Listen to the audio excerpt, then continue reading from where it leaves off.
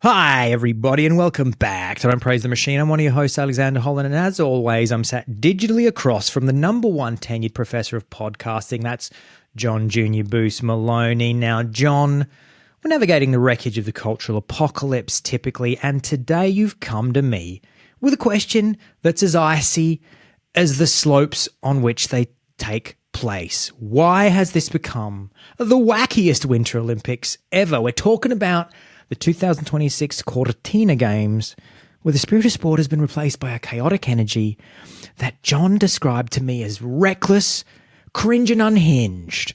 We've got ski jumpers allegedly injecting in the most intimate of areas. We got someone facing charges for teammate-on-teammate credit card fraud.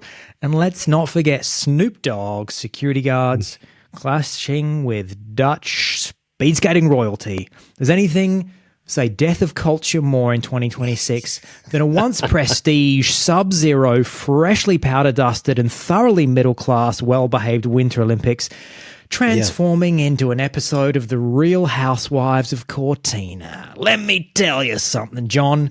I spent last Christmas in the beautiful, sleepy Norwegian town of Lillehammer with my Uncle Michael and his beautiful family. And the 1994 Lillehammer Winter Olympics is thoroughly ashamed of Cortina, and you're going to help us all understand why. Mm-hmm. Thank you. Beautifully introduced, Al. As always. Yeah, I was in Milan last year as part of a kind of 2-month trip to Europe, and there were a few people, mostly kind of curmudgeonly older people, who were saying to me, the Winter Olympics is going to ruin the city. And I think they were right. I dismissed that as humbuggery at the time, but I think they were right. Yeah, I've been not watching much of the Winter Olympics, but as I always do, keeping my eye on my fingers in the pies of the Zeitgeist Bakery. And and just over the recent kind of weeks and days, there's been a steady trickle of stories that have all struck me in the same way as being particularly weird, and weird in a certain way that makes them quite DPTMable. You know, they're sort of death of culture stories, which, as you say, have emerged from this very time-honoured, kind of classy, very sort of stilted, typically snow sports event. For people with money. Snow sports, exactly. And I'm wondering, I started wondering what's going on. Is it just me? Have I just kind of got my Google alert set to weird stories, and that's why I'm getting all the weird stories coming out of the Olympics? But no, it seems to be a genuine kind of issue, a genuine perception that's very widely shared now, that these are the weirdest Winter Olympics ever. And I'm wondering why. Is it that the real world, and perhaps the Winter Olympics as a kind of microcosm of that real world, have become saturated with sort of weird tech and internet culture? Is it a kind of sign of a generational shift because you got these young people who are breathing a different kind of cultural air to the rest of us, and particularly that stands out, in an otherwise kind of stratified, stilted event like the Winter Olympics? Is it the first truly DPTM Winter Olympics, or indeed Olympic Games generally? So I went online to kind of see, is this just me, and typed in kind of weird Winter Olympics. And there's all these reels starting to emerge with kind of, and listicles with like 20 nuttiest scandals to emerge from the Winter Olympics. And the point was put very well, I thought, in an article written just a few days ago in Vox by Alex Abad Santos, who said this: generally speaking, the athlete stories that come out of the Olympic Games are about the countless hours spent on the ice, on the slopes, at the gym, the multitude of personal sacrifices made and the support systems that made it all possible, the training routines and the nutrition regimens that they've adhered to with endless discipline, and how all of that comes down to special moments. But the stories coming out of the 2026 Milan Cortina Olympics are so far weird. Unhinged even. There's a chaotic energy that feels different from previous years. Sure, there are always funny viral moments, but when was the last time there was teammate-on-teammate credit card fraud, accusations of dick doping, or public admissions of adultery in the first few days? And it's a great question. So I thought I might begin by taking you through just a few of the sort of most interesting scandals. And as I say, there's plenty to choose from. There's more than we could fit into an episode already. Yeah. I'm excited. Surely more will emerge. The first, and they all kind of fit in, I think, to different ideas of cheating, both within and beyond sport. The first one is, of course, this idea of penis injections, which fits beautifully because, just a week or two ago on the show, we were talking about penile prosthetics and enlarged members.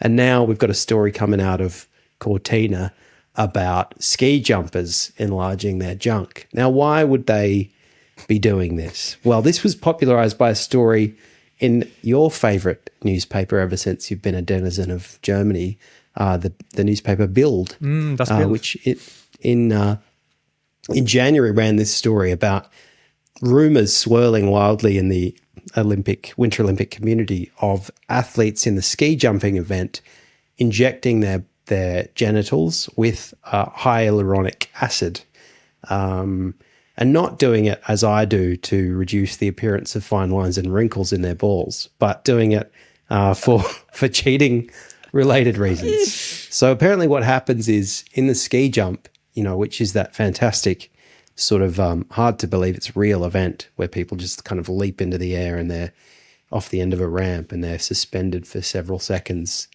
whizzing down a hill, kind of parallel with the hill.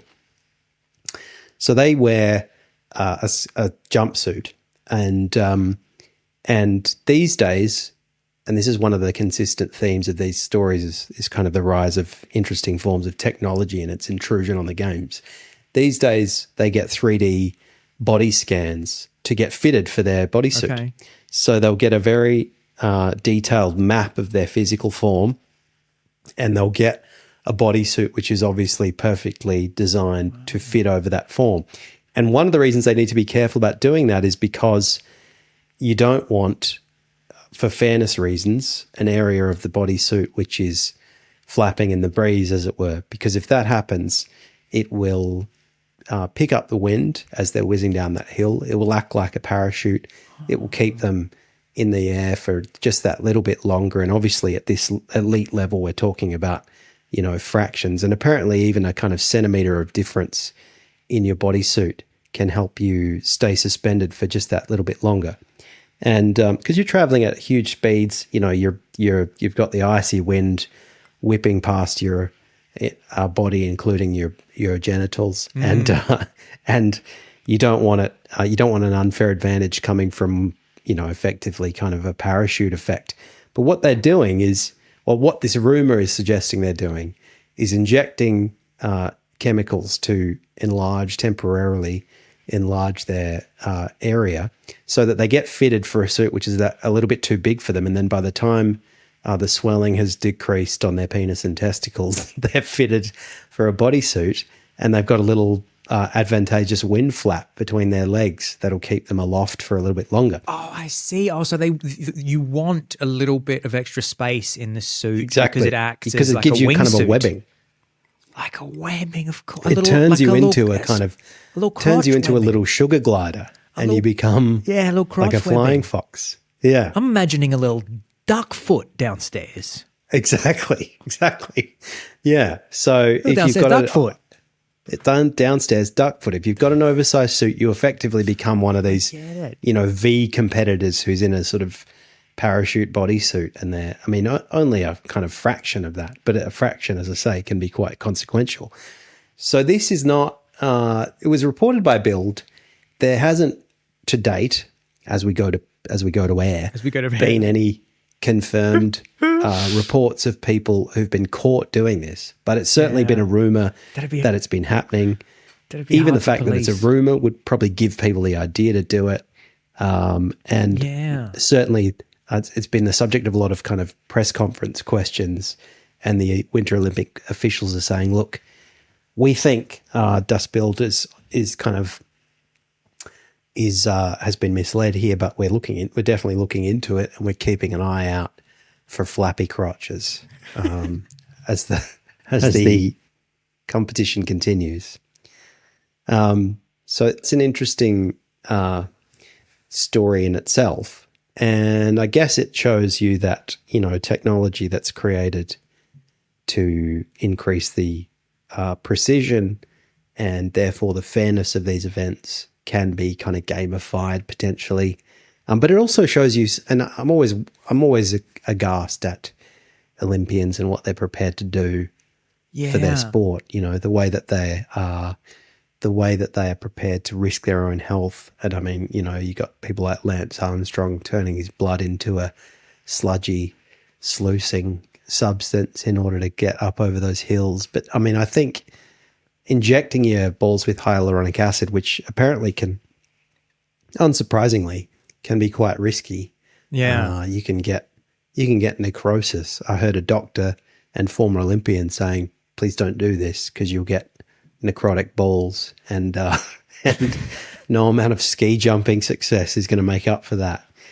John, you were a competitive swimmer with your eyes set on potentially competing in a summer Olympics. Yeah, that's true. I was briefly in the Paralympic team.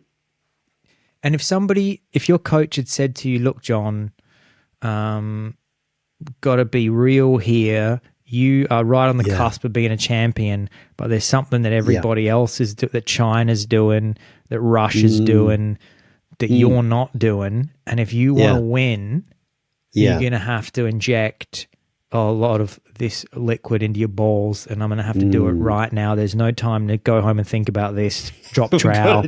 Let's get gold. We've got a surgeon waiting in that room, behind that door. He's ready to go now. The syringe is out. Yes or no? And you'd say, I don't understand how this makes me faster. And he'd say, I don't know either. It's something about a wingsuit or a sugar glider. I think in that case it would be buoyancy, just a little bit more of an air sac in your balls to keep your pelvis afloat. He said, "We're just going. This is quite a simple. We just pump air into your balls." And you said, I'm just a teenage boy. Exactly. I've barely gotten to know my balls. Don't put them under any hazard. I would probably say yes because you have a moment at the start of every race, and I kind of distinctly remember it, where you're sitting up on the block, and you are waiting to dive in, and sometimes there's a bit of a crowd. I remember going and competing I competed in Europe, in Sheffield, in Braunschweig, in Germany, in Thailand at one stage. And there'd be a bit of a crowd, not a huge crowd, because who wants to see a bunch of people with disabilities swimming around? But I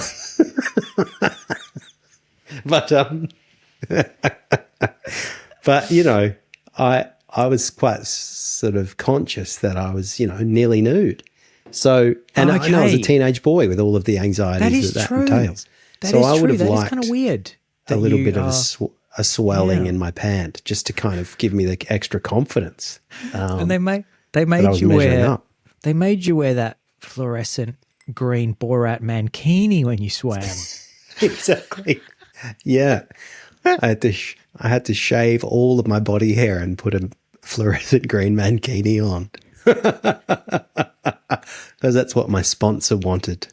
There was a kind of weird not a cheating scandal, but this next story that I'm going to tell you, which is about Julia Simon, a French downhill skier. She it's gone downhill for more than just skiing with Julia, John, thinks. Lovely, yeah. This reminded me of an event of something that occurred in my team when we were in Germany. So what happened to Julia? She competed at the Winter Olympics, and in fact, she won. Okay. But she had to deal with a few uncomfortable questions in the lead up and afterwards, which she dismissed as gossip. But in fact, of course, it wasn't gossip. It was a matter of court record that she had, in the months leading up to the Winter Olympics, she had used, or maybe it was, in fact, a while ago, because I think this court case has been bubbling along for a while. So let's say, maybe 18 months ago. There's something happens where she gets hold of a credit card of a physiotherapist on the team and a fellow athlete. And she spends about 3,000 euros on their credit cards, making like one-off purchases of just sort of, as I understand it, kind of random luxury items. Maybe she bought an Hermes handbag or something. And, then she's saying for ages, she's instructing her lawyers, no, it wasn't me. I've been set up. This was all bullshit. And then, as I understand it, when they got to the crunch, when it came to sort of the trial was about to happen, she says, okay, yeah, it was. And she says, I can't remember doing it, which obviously she can because she pleaded guilty. I can't really explain why I did it. I'm seeing a psychologist to try and deal with my memory problems. Yeah, with my maybe I've got. I think it was because like when I was a baby, my parents wouldn't let me play with the credit card, and that's what my psychs told me. And and so then the French skiing regulatory body says, well, you're banned for 6 months.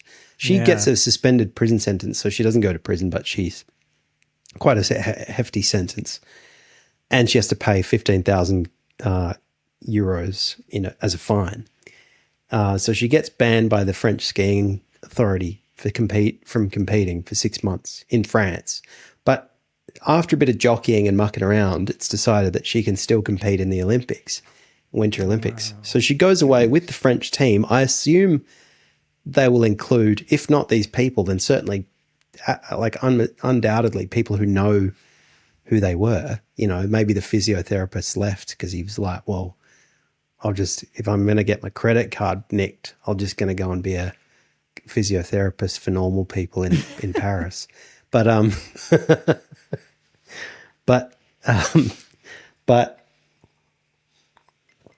definitely everyone on the team would know who these people were, would be probably friendly with them.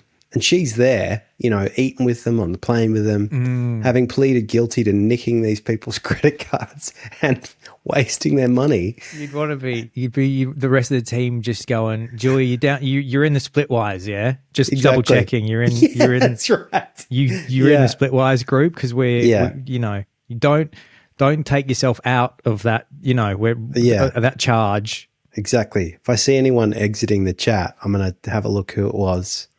Or they'll be, Julia, we're all going for a bit of après ski.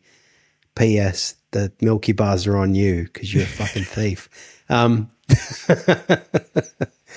it reminded me of something that happened when I was in Braunschweig. Is that how you pronounce it? Yes. In Germany. Braun into the guttural R. Braunschweig. Braunschweig. And now I'm in the anglicized Brunswick, but this was right. This was in the original, and we were competing in a swimming competition, and we went to like a little athlete's day out. We went to a local department store, and someone did a bit of kind of shoplifting just to be a bit of a rebel and show off to the other athletes. They stole a CD from a music store or something. And then they got into a bit of strife, and the team managers kind of called everyone in, and it was like this real interrogation of the shining light in our faces. And, you won't get in trouble. Just tell us what happened. Yeah. Where'd you get that jagged little pill? Where'd you get that jagged little pill? Yeah, that's right. Exactly. Show us the receipt for jagged little pill. The coach just said, you tried to be cool, but you've been caught. You look like a goose. Isn't it ironic? Exactly. And the person said, I'm not really sure if that's irony. Yeah. That was a joke from a famous Irish comedian he went through all the lyrics of Ironic by Alanis Morissette and pointed out that none of them are actually irony. Very good bit. She does it. He said the only thing ironic about that song is that it's written by a woman who doesn't know what irony is. Yeah, exactly. rain on your wedding day. I mean, that's just an inconvenience. He goes, that's just unfortunate. That's just unfortunate. It's like 10,000. It's like 10,000 spoons when all you need is a knife. How big is your sink, Alanis? Anyway, similar to that scenario on a more high profile scale, Julia Simon won the gold and silenced her critics. And so now nobody's sure how to feel about it. She's not going to get a ticker tape parade, or if she is, she'll have to have a police escort. It's funny, John, because I guess it always makes me smile at how it's kind of become the job of journalists, particularly in 2026, to just go. And I think this is this is also something that's kind of happening a bit more culturally these days. Is you need clicks, so she's competing in the Winter Olympics, but obviously the press is just know that story, and they're just rubbing their hands together, going, "I'm not going to ask this woman a single thing about skiing. Exactly. I'm just going to go, hey, you stole a credit card of your teammate. Yeah. What do you have to say about that for?" It's true.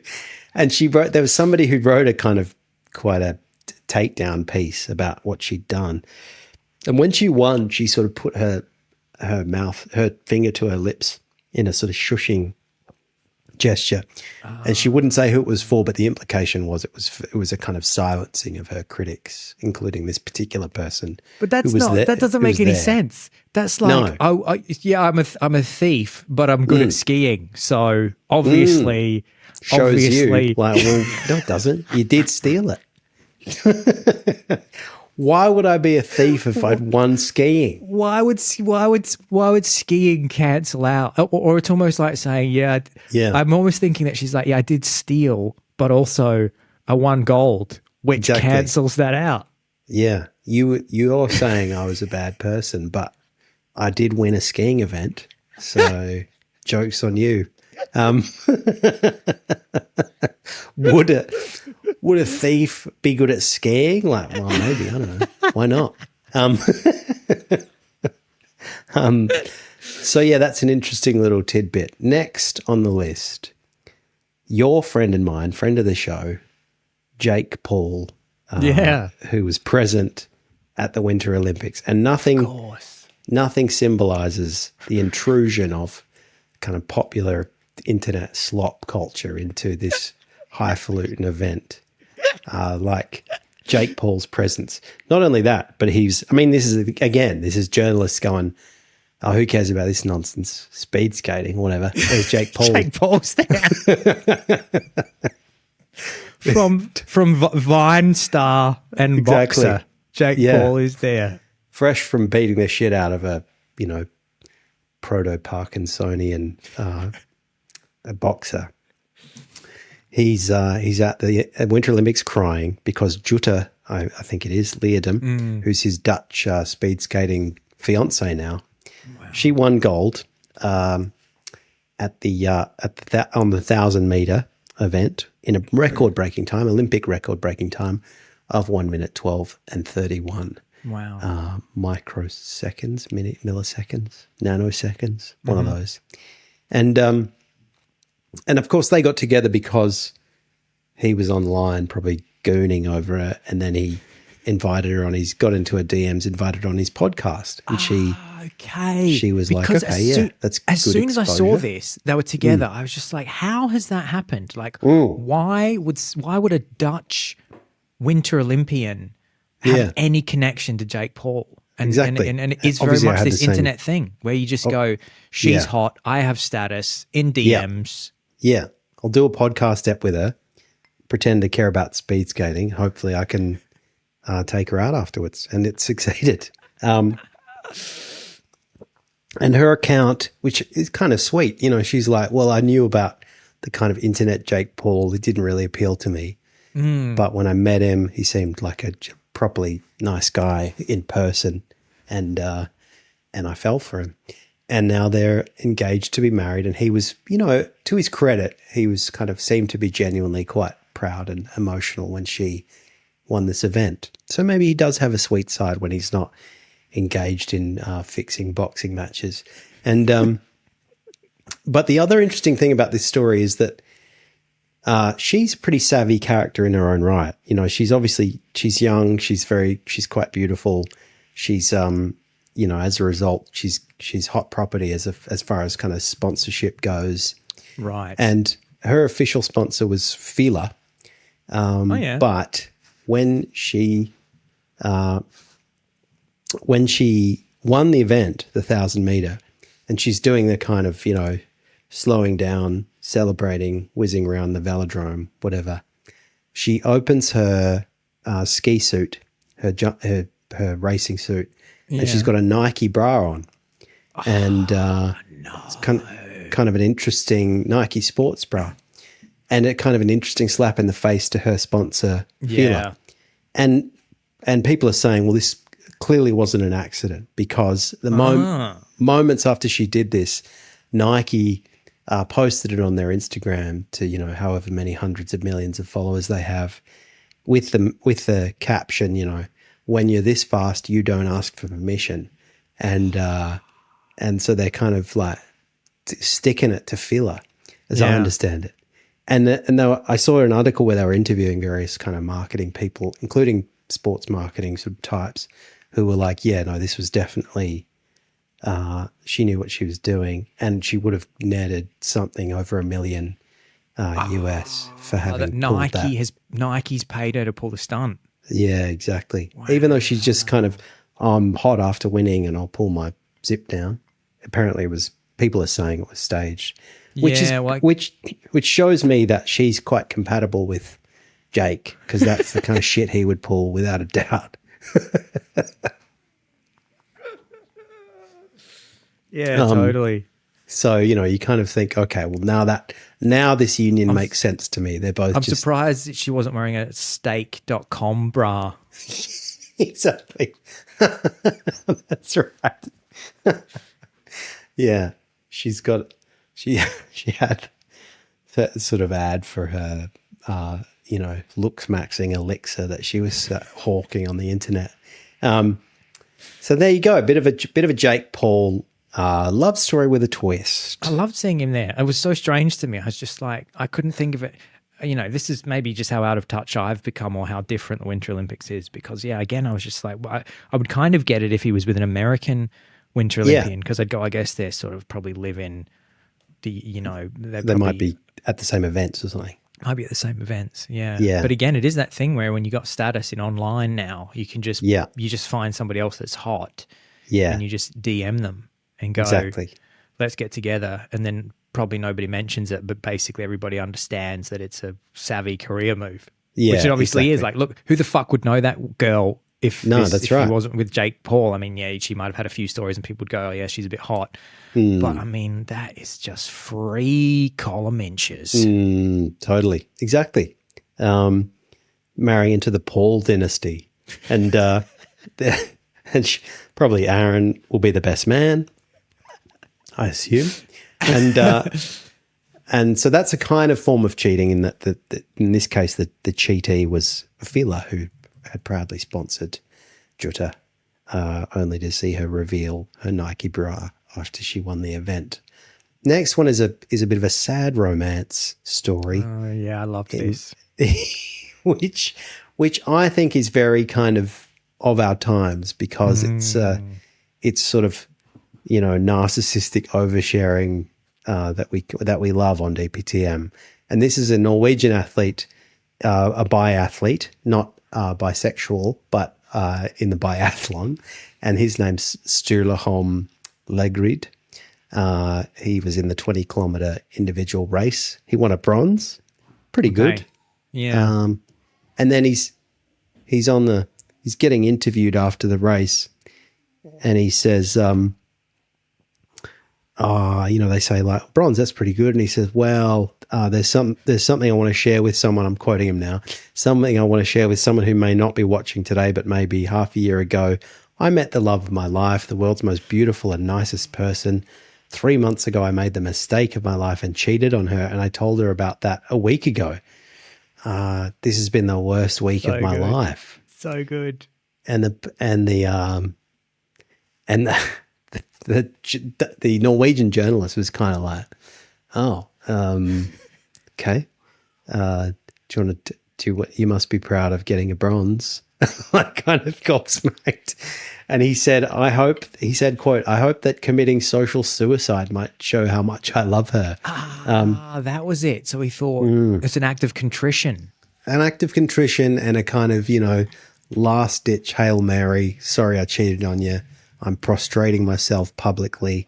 Please take me back. And, sorry, Sid? Oh, sorry. It's my damn wiener kids. My damn wiener kids are listening.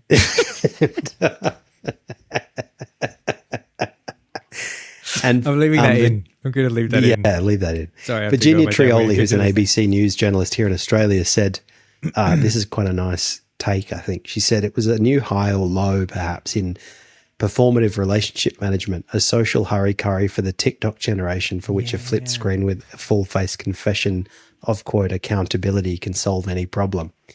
And she goes on to say that she describes this as evolutionary biology deciding to drop the theory of mind and retain the childish state of inhabiting a world that's utterly unapologetically our own. Adults with egocentrism of the toddler, where every gaze, every whim assumes the universe bends to our singular view. That's pretty deep take. But I think what she's saying is basically this is a sign of, kind of TikTok-y generation brain rot entering the world stage, polluting a once storied sports event with this kind of narcissistic twaddle. And then so he goes on to say, obviously, like, he was talking to a Norwegian journalist there, but then, the English speaking press picks up on it. They ask him about it later in the day. What the hell was that about? He says, "Oh, look, I decided to share it. I'm hoping that, it'll make some impact, but who knows?" And then they track down this woman, and Of course. and they say, what do you think? Are you gonna come on, make a good story, take him back? It's like a kind of really awkward public proposal or something. And he won bronze. Come on. exactly, he won bronze. Yeah, you're not going to do better than that. I mean, the gold and the silver guys are already taken. There seems to be a misunderstanding at the Winter Olympics that if you medal, that it cancels out some sort of wrongdoing, which is It's true. It's true. People are going, all these athletes, I don't know what their cultural reference is, but they somehow believe that skiing can cure moral ills.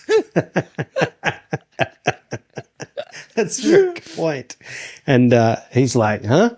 Come on, that was pretty good. 20 kilometers individual event.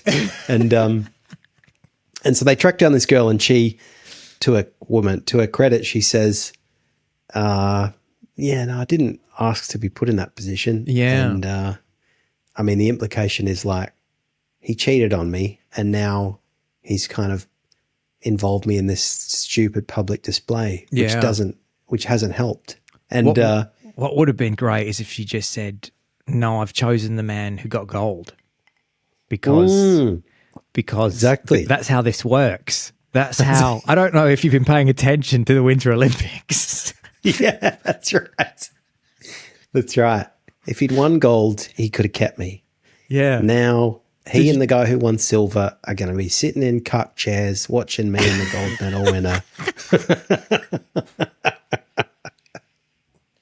It's 2026 Winter Olympics, baby. This is not your parents' Winter Olympics. Fuck you. Woo! That's right. It's like a bunch of like murderers trying to get pardons by getting gold in various skiing events. Exactly. It's become like Running Man, where people win their freedom from prison sentences by competing in Olympic sports in icy conditions. Last two stories are, Please. and I mean, you've already mentioned Snoop Dogg, so I'll leave that to one side. But the last two stories are about another subject which happens to be very close to the DPTM heart and confirms, I think, beyond doubt that this is the DPTM Winter Olympics. And that is two events that are about music IP. And we love to talk about that. John. So the first one is Thomas. I should have looked up how to pronounce it, but I'm going to have a go. Thomas Yarenk Guarino Sabate, who is a Spanish star in the figure skating community. And what happened was he developed a routine. So, okay, maybe I'll take it back. So 2014, the International Skating Union, which is figure skating's governing body, says we're going to loosen our rules and you're going to have songs with lyrics in them if you want them. Right. 'Cause previously it had all been musical.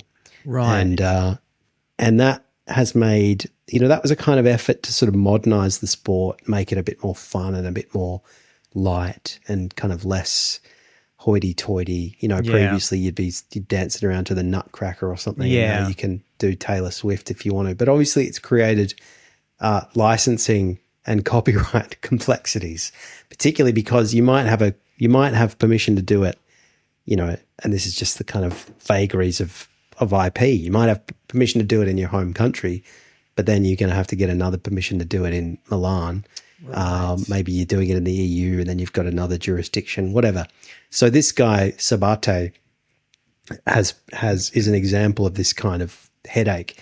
He has been performing for the entire season this routine based on Minions, where he dresses kind of in children's movie. Yeah, the Despicable Me. Exactly. Despicable Me kind of world spin-off, I guess it is. And, it's the NBC Universal, who's the parent company that basically owns all the rights to Minions, and is also the Olympics broadcaster in the US. He didn't get permission from them to perform it at the Winter Olympics. I think he'd written to, the Winter Olympic Committee saying, look, you need to sort this out. They buggered around, and he got to Milan expecting it was all taken care of because he'd been performing this routine legally, I think, for the season in Europe. But then they said, oh, actually, we don't have permission to perform it at the Olympics. So you might have to, try and rewrite a routine based on a kind of Minions knockoff that people won't be able to sue you for. And so there then followed this kind of huge, because he went on social media and said, this is fucked. I'm devastated. I've arrived in Milan and I love Minions. And I just want to be a minion for the world. And I'm a fully grown Spanish man that loves Minions and I won't apologize for it. I mean, it's kind of, that in itself is kind of very 2026 that why are you doing that? Why are you basing it on Minions? You're an adult man in figure skating. And anyway, then he sort of goes online and complains about it. And it starts this kind of groundswell, people hassling NBC Universal on their social media accounts saying, just sort it out. Let him do Minions. Come on. It's the Olympic way.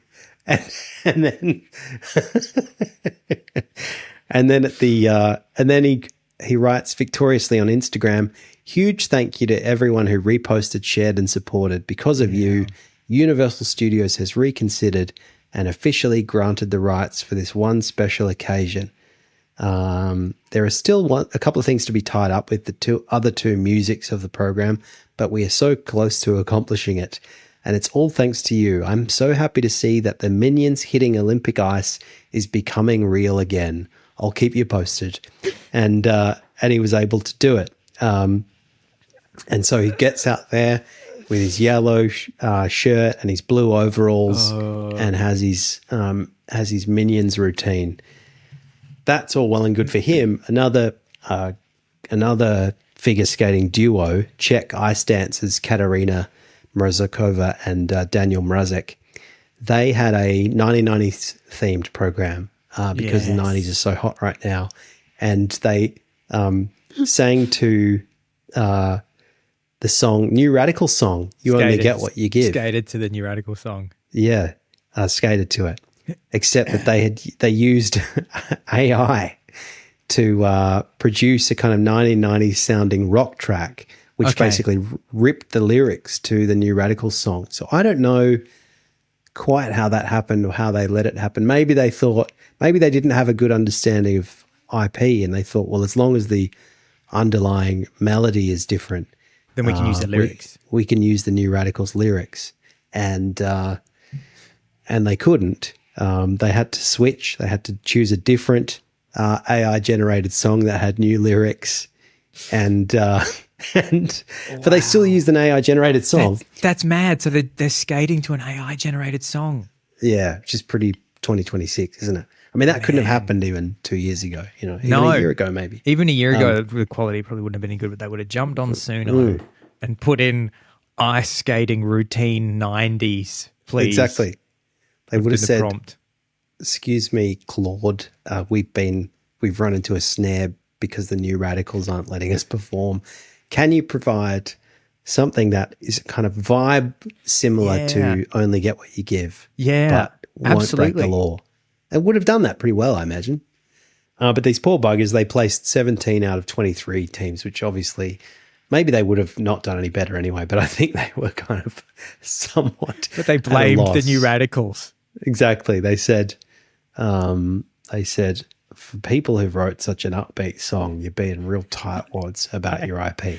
I blame that skinny bald fucker that sang in the mall. Don't let go. And they didn't let go of their rights, of their copyright. Turned out that song was just about doggedly cleaving to your copyright in the face of Olympic challenges.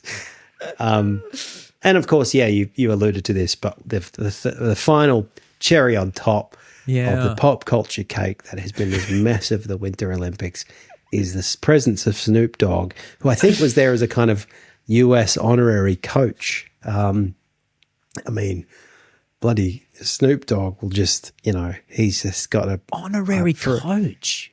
Yeah, honorary US coach, just there to hype kind man. of a hype man. Exactly right. You would have said it would have been great if you'd been at the Winter Olympics time. You would have just said, I just want you to do the first album, I want you to do, and I want some deeper cuts. Exactly. I don't want just gin and juice. Yeah. When I'm coming out onto the block, I'd love you to just do an a cappella G's and Hustlers and walk alongside me. That's gonna help me win. When I met you last night, baby. Doggy Style, I think, is that first album. Yeah, that's right. With that iconic cartoon on the cover. John, what do you want to be when you grow up? And I'd say, I want to be a mother hustler. You better ask somebody. Speed skate to that. Just have that as your figure skating song. Scooby-Doo. Bow. Yeah, so Snoop's there being the honorary coach. Yeah, so what happened was he had an entourage, of course, of kind of brick shithouse security people. And there was some Dutch media commentator who said that she was pushed against the wall while waiting to interview athletes by his kind of passing entourage. And she said, it's like a 4-meter hall. So why did you need to do that? And she kind of kicked off because she's Dutch, she gives it to people. And the security guards got a bit aggro. And so that she kicked up a fuss, and little skinny 7-foot Snoop Dogg walked past. I don't know what he was. I don't know. I don't think I've seen his response. Probably doesn't say anything about these kinds of events anymore. But he's as far as I know yet to comment. But there's been a rift between the Snoop community and the Dutch community as a result. So there you go.